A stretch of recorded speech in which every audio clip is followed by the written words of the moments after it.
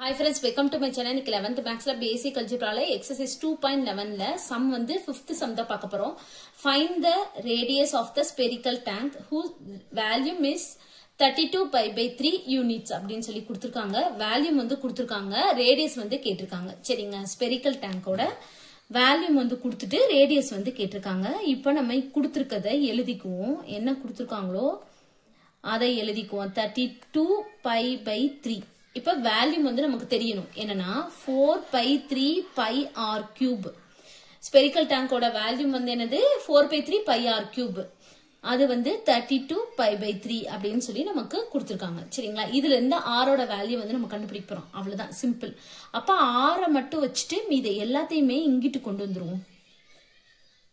Into போட்டு இந்த 3 மேல போயிரும், இந்த 4 pi வந்து கீழே வந்துரும். சரிங்களா, 3 மேல போயிரும், கீழே வந்து 4 pi. இது பை பை கேன்சல் ஆகும், 3 3 கேன்சல் ஆயிரும், இது 8 மாறிடும். அவ்வளவுதான். அப்ப r power 3 is equal to 8. 8 வந்து நம்ம எப்படி பிரிக்கலாம்? 2 4 அடுத்து 2 2 2 பவர் 3 எழுதிக்கலாமா?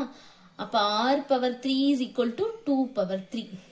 நம்ம போன சம் வந்து என்னது, பேஸ் சேமா இருக்கும் போது பவரை வந்து ஈக்குவல் பண்ணோம். இப்ப பவர் சேமா இருக்கு, அப்ப r is equal to 2 எழுதுனா போதும். அவ்வளவுதான். அப்ப ரேடியஸ் வந்து நம்ம கண்டுபிடிச்சிட்டோம். இப்ப ஆரோட வேல்யூ வந்து 2. யூனிட் வந்து முக்கியமா போடணும். சரிங்களா, யூனிட்ஸ் தான் கொடுத்திருக்காங்க. அப்ப நம்மளும் வந்து யூனிட்னே எழுதிடுவோம். அவ்வளவுதான் இந்த சம். தேங்க்யூ.